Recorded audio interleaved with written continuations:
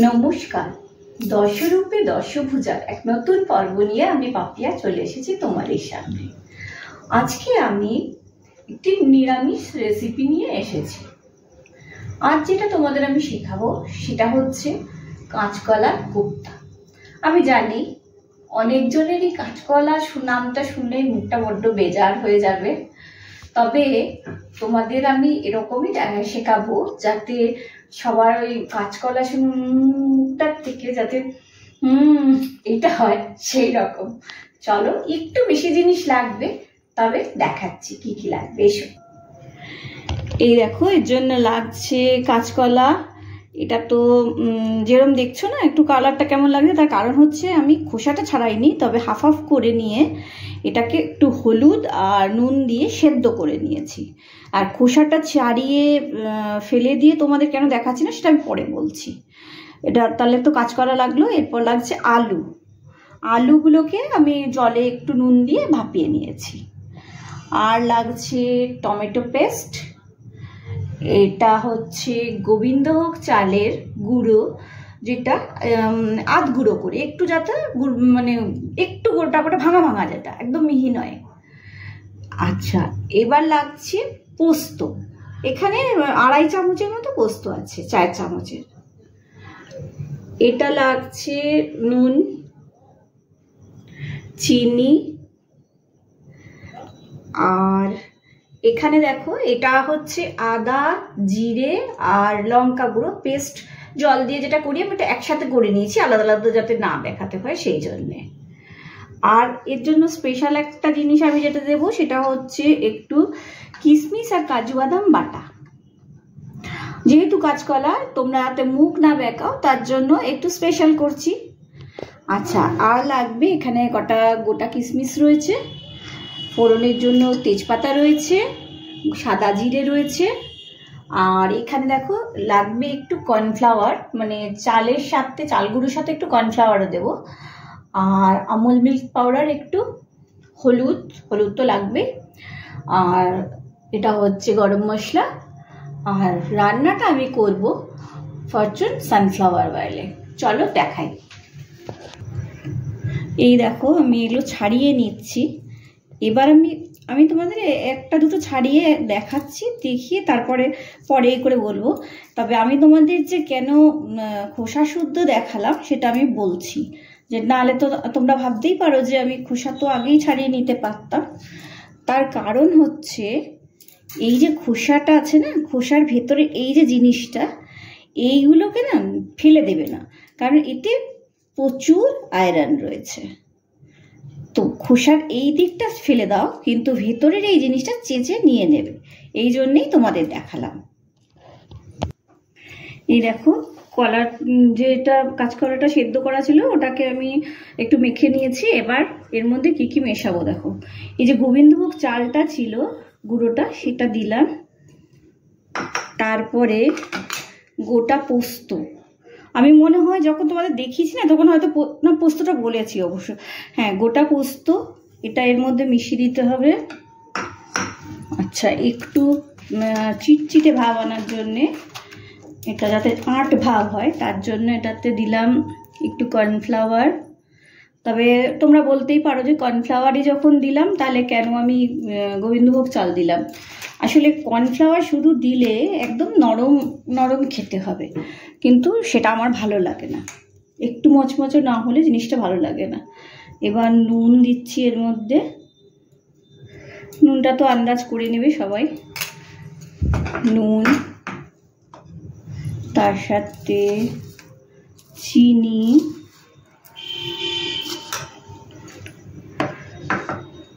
আর হলুদ গুঁড়ো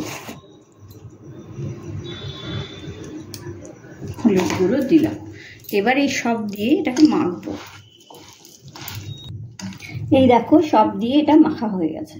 এবার এটা দিয়ে কোপ্তা বানিয়ে নেব। এই যে ছোট ছোট করে নিয়ে নিচ্ছি, নিয়ে করবে কি, এরকম দেখো একটু মাঝে গর্ত করে একটা কি দুটো করে কিশমিশ দিয়ে, আমি আর কি এটা করি, কিশমিশ দিয়ে এবার কোপ্তাগুলো এরকম করে গড়ে নেব, তারপরে ভাজবো। আর একটা দেখাই।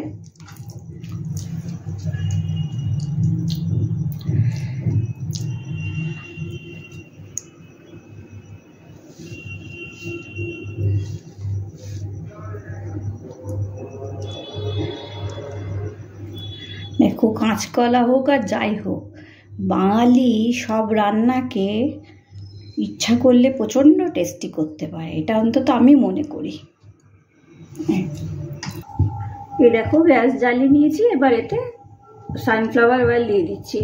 কোপ্তাগুলোকে ভাজতে হবে, তো একটু গরম হোক, তারপরে দিচ্ছি কোপ্তাগুলো। এই দেখো, কোপ্তাগুলো বানানো হয়ে গেছে, আর ননস্টিকে যে তেল দিয়েছিলাম তেলটাও গরম হয়ে গেছে। এবার আমি গ্যাসটা কমিয়ে দিলাম, কোপ্তাগুলো দিয়ে তেলে দিয়ে ভাজবো।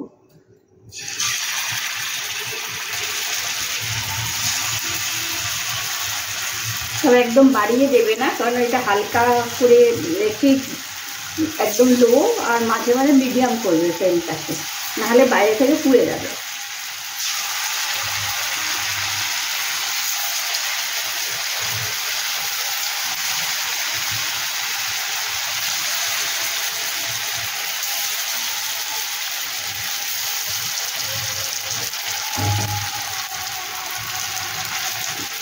একজনকে তো একটু জায়গা দিতে হবে, তার আর জায়গা হচ্ছে না।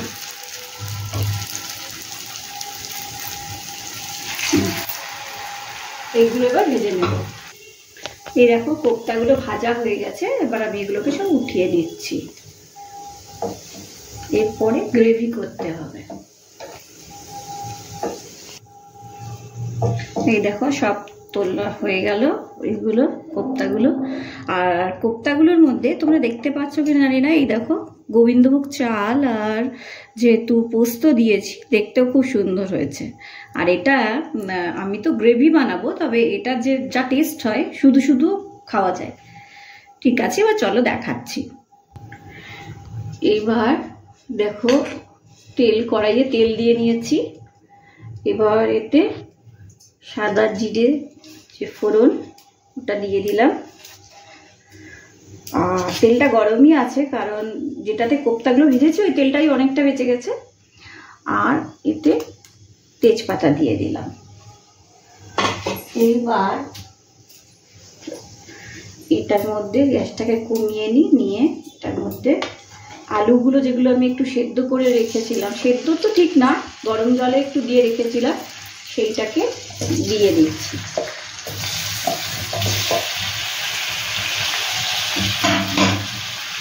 আলুগুলো দিয়ে এর মধ্যে আন্দাজ মতো নুন আর হলুদ দিয়ে দেবো।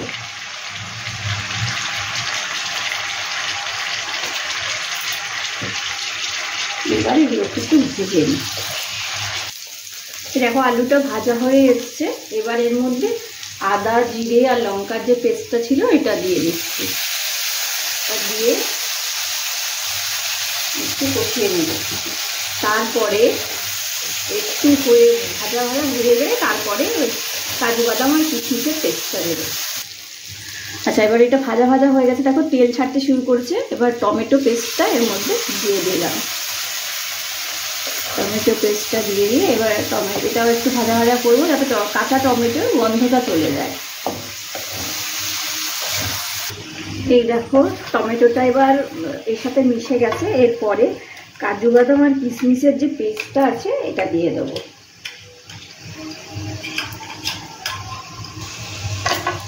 এটা দিয়ে এবার এটা একটু কষাবো। আর আগেই তো বলেছি, বাদাম জাতীয় জিনিস যখনই দেবে ফ্লেমে একদম কমিয়ে রাখবে, কারণ ভীষণ তাড়াতাড়ি তলাটা ধরে যায় বাদাম থাকতে। এবার দেখো, এমনিতে তো আমার তো মনে হচ্ছে এই আলুটাই যা সুন্দর দেখতে হয়েছে, এটা দিয়েই লোকের লুচি পরোটা খাওয়া হয়ে যাবে। এইবার দেখো হয়ে গেছে। এবার এতে গরম জল দিয়ে দিচ্ছি। সাধারণত এই রান্নাগুলোতে না গরম জল দেবে ভালো হবে, মানে ঠান্ডা জল দেওয়ার থেকে জিনিসটা তাড়াতাড়িও হবে এবং টেস্ট অনেক বেটার হয় গরম জল দিলে, জলসা ভাবটা আসে না। একটু বেশি দিই, কারণ কোপ্তাগুলোতে ঝোলটা টেনে নেবে। তো এটা দিলাম। এবার এর সাথে একটু চিনি দিয়ে দিলাম, চিনি দেওয়া হয়নি তো এটাতে চিনি দিয়ে দিলাম, কারণ নিরামিষ রান্না, এতে মিষ্টি তো হবেই। চলো এরপরে এটা একটু সেদ্ধ হোক, তারপরে তোমাদের দেখাচ্ছি।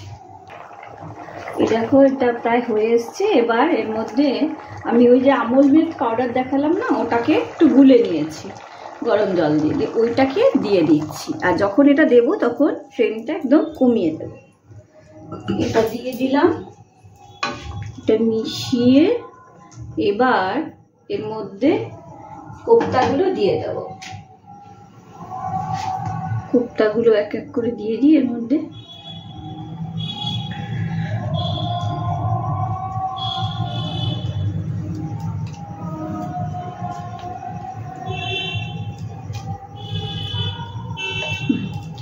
জানি না তোমরা কতটা শুনছো, বাইরে তারস্বরে মাইক বাজছে।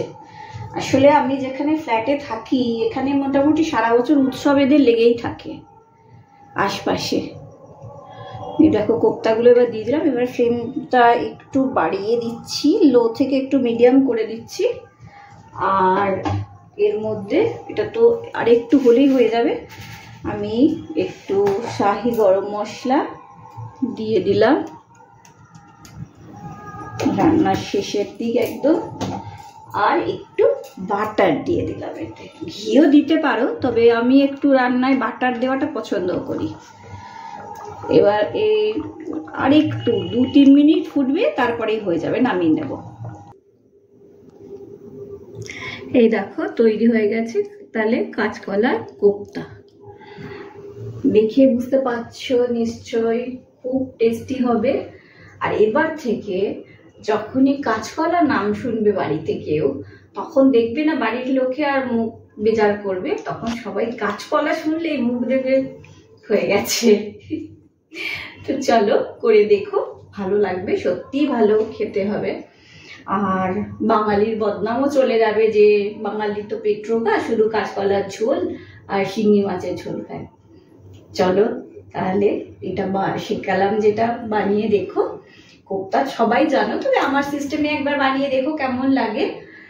আর যদি রেসিপিটা ভালো লাগে তাহলে আমার চ্যানেলটাকে একটু সাবস্ক্রাইব করো, শেয়ার করো আর লাইক করো, আর মিষ্টি মিষ্টি কমেন্ট করো। আর চলি